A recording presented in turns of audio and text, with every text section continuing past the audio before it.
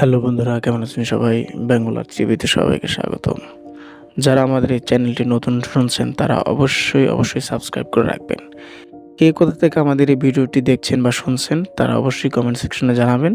আর যারা এখন আমাদের এই চ্যানেলটি সাবস্ক্রাইব করেননি, জলদি সাবস্ক্রাইব করে ফেলুন নতুন ভিডিও পাওয়ার জন্য। তো আমরা কথা না বাড়িয়ে গল্পে চলে যাই।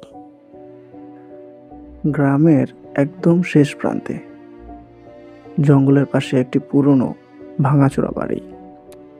লোকজন বলে এই বাড়িতে কেউ ঢুকলে সে আর কখনো ফিরে আসে না। অনেকে বলে আত্মহত্যা, অনেকে বলে অভিশাপ, আর কেউ কেউ বলে এই বাড়িতে এখনো কেউ থাকে কিন্তু মানুষ না। আজকের গল্প সেই নিষেধ বাড়ির। রাত আর 3 বন্ধু, সুমন, রাফি আর নিলয়, 4 জন কলেজ স্টুডেন্ট। অ্যাডভেঞ্চার আর ভৌতিক জায়গা ঘোরা তাদের নেশা। একদিন তারা গ্রামের এক চায়ের দোকানে শুনল ওই বাড়ির গল্প।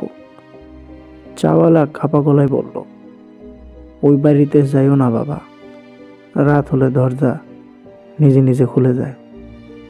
বন্ধুরা সবাই হেসে উঠল। সুমন বলল, ভূত টুত কিছু না, সব গুজব। তারা ঠিক করলো আজ রাতেই যাবে ওই বাড়িতে, ভিডিও বানাবে, ইউটিউবে আপলোড করবে। রাত তখন 11টা। চাঁদের আলোতে বাড়িটা দেখতে একদম কঙ্কালের মতো লাগছে। ভাঙা জানালা, দেয়ালে কালো দাগ। লোহার গেটটা নিজে নিজে শব্দ করে খুলে গেল। নিলয় ফিসফিস করে বলল, দোস্ত, গেটটা কি নিজে খুলল? রাহাত বলল, হাওয়া হবে, ভয় পাবি না।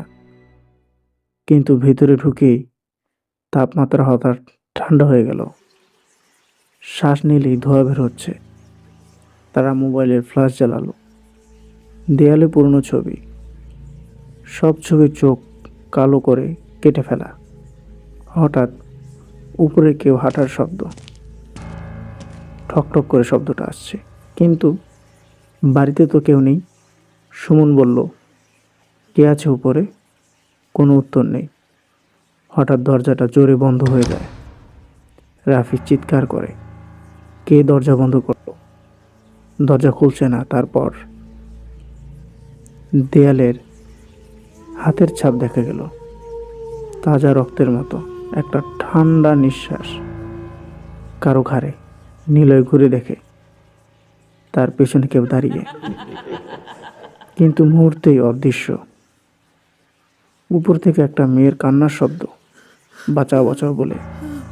ওরা দৌড়ে সিঁড়ি বেয়ে উঠল। একটা ঘরে, দরজা আধো খোলা।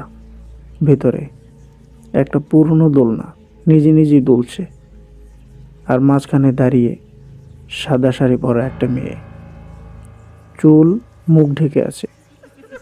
ধীরে ধীরে মাথা তুলল। চোখ নেই, শুধু কালো দুটি গর্ত। হঠাৎ সে অবয়বটি বিকট চিৎকার করে উঠল। সঙ্গে সঙ্গে লাইট বন্ধ হয়ে যায় সবার, সব অন্ধকার হয়ে যায়। বন্ধুরা দৌড়তে শুরু করলো। হঠাৎ রাফি পড়ে গেল। পিছনে তাকিয়ে দেখলো কালো ছায়া তাকে টেনে নিয়ে যাচ্ছে। সে চিৎকার করছে, বাঁচাও বাঁচাও বলে। তারপর সব নিস্তব্ধতা, শুধু রক্তের দাগ। রাহাত আর সুমন কোনো মতে বাইরে বের হলো। দৌড়াতে দৌড়াতে রাস্তায় এসে পড়ল। হাঁপাতে হাঁপাতে পিছনে তাকালো। বাড়িটা যেন নেই, যেন কখনোই ছিল না, শুধু ফাঁকা মাঠ। পরের দিন খবর এলো, 2 জন নিখোঁজ। গ্রামের মানুষ বলল, যারা ওই বাড়িতে যায় তারা আর মানুষ থাকে না।